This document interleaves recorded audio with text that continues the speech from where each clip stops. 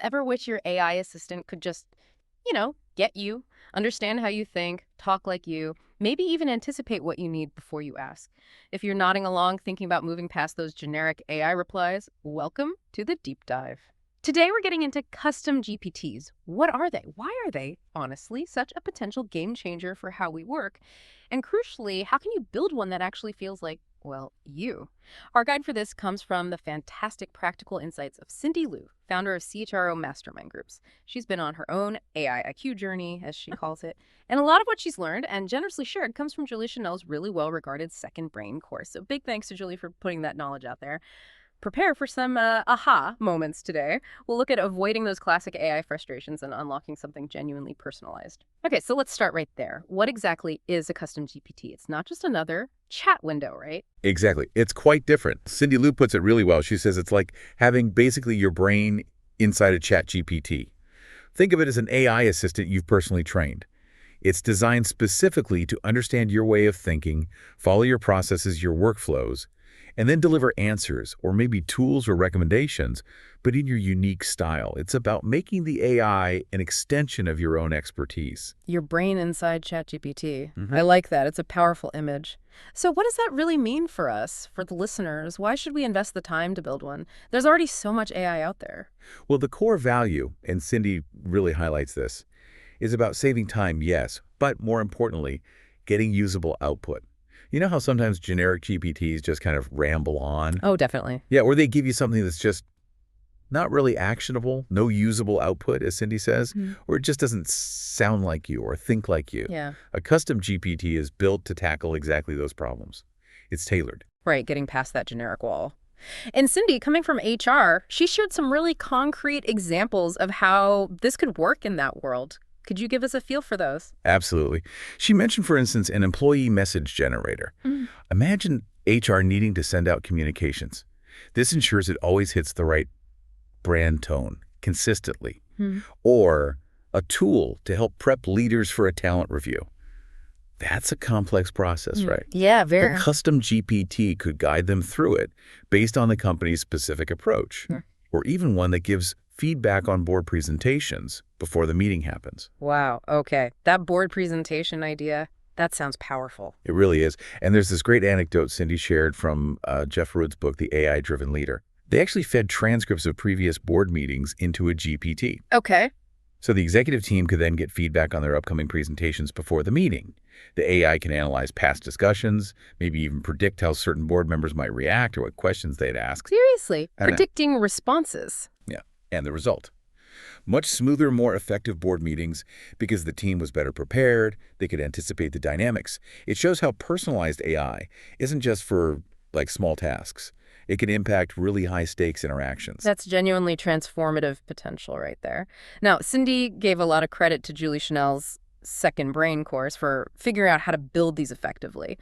What did Julie identify as the key ingredients? What makes a custom GPT truly great? Right. Julie laid out 4 key principles. A really great GPT, according to her framework. First, it thinks like you. It actually internalizes your strategic logic, your way of approaching problems. Okay. Second, it coaches like you. So it guides users through a process using your specific mentorship style. Maybe that's supportive, maybe it's challenging, direct, Right. whatever your style is. Like having a mini-me coach. Exactly.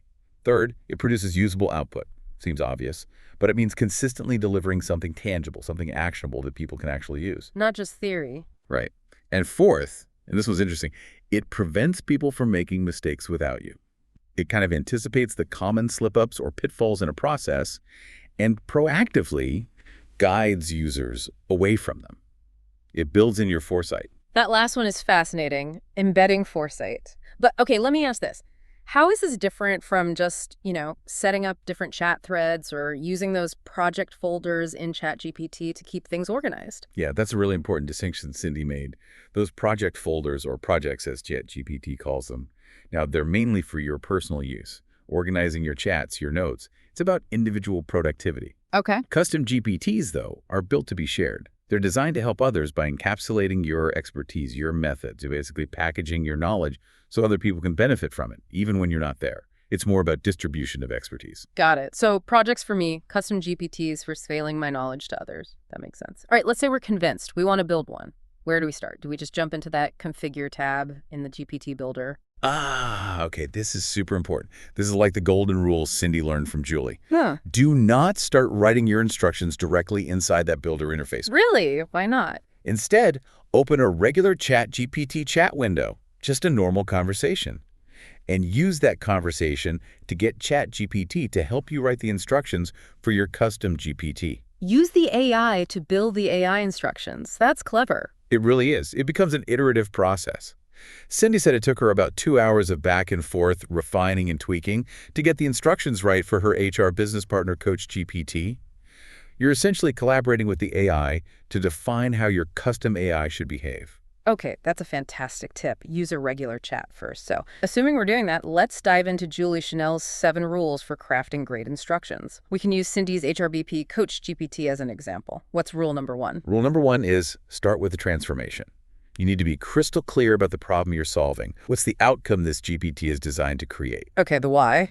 Exactly. For Cindy's HR coach, the transformation was helping HR business partners move from just taking orders to actually conduct high-quality discovery meetings with C-suite executives.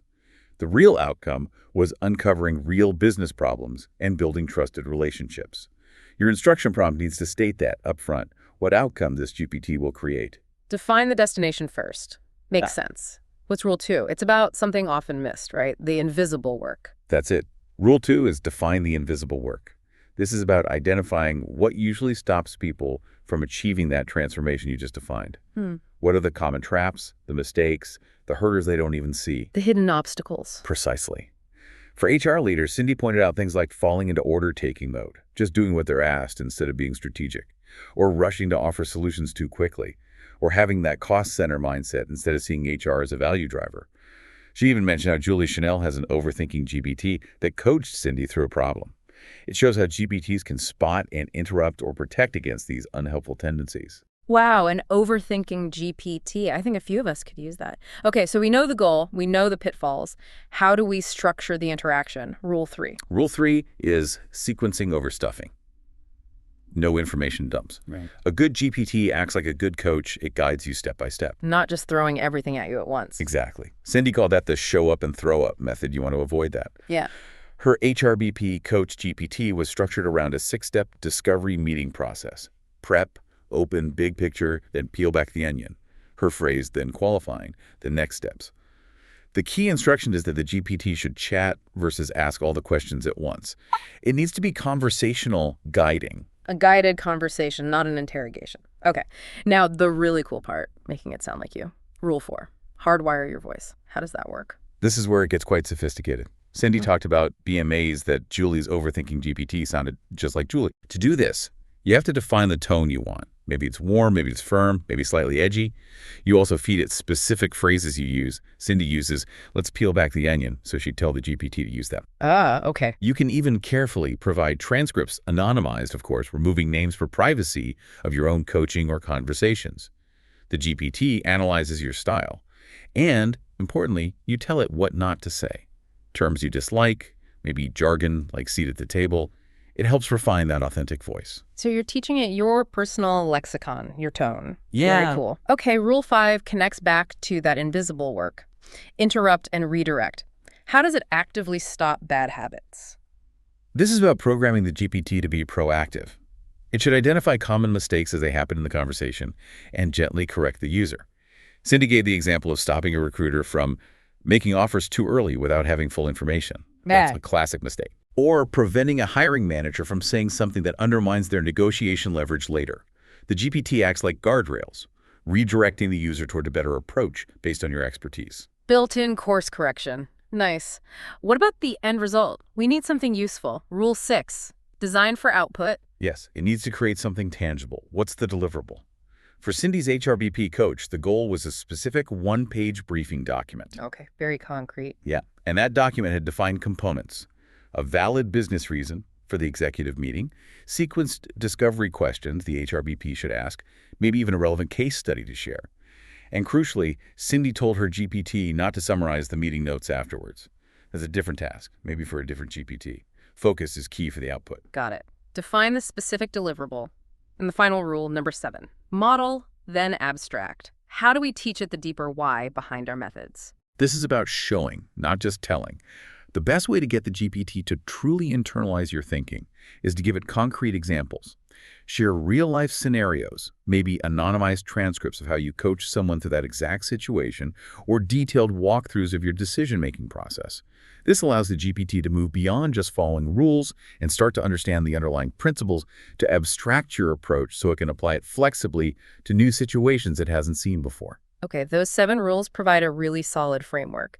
But before anyone rushes off to build, Cindy raised a flag about something critical, often missed: data security and privacy. What's the deal there? Yes, this is huge, especially if you're using this professionally. Cindy stressed this point heavily. With the standard individual ChatGPT accounts like Plus or Pro OpenAI's terms state they can use your conversations to train their models. Right, I think people are vaguely aware of that. Which means you should never, ever put confidential client information, sensitive internal data, proprietary strategies, or things like meeting transcripts into a personal account. That data isn't guaranteed to stay private from OpenAI's training processes. So what's the solution for professionals? The solution is the team version of ChatGPT. You only need 2 people to set up a team account. And with the team version, your data is kept private. OpenAI commits not to train their models on your team's data. Ah, okay. Team account equals data privacy. That's a non-negotiable point for businesses. Absolutely non-negotiable. Always check with your own company's tech and legal policies too, of course. Good advice. Now, building this, it doesn't sound like a one-shot deal. Cindy mentioned having to tweak her GPT after testing it, right? It's more iterative. Oh, completely iterative. It's not set it and forget it at all. Yeah. Cindy's first version of her HRBP coach, she said it was way too direct. Yeah, it just dumped all the info at once instead of having that coaching conversation. So she immediately had to go back into the instructions in that separate chat window, remember and tell it, okay, ask me one question at a time, and soften the tone further. Building a really good custom GPT involves this constant cycle.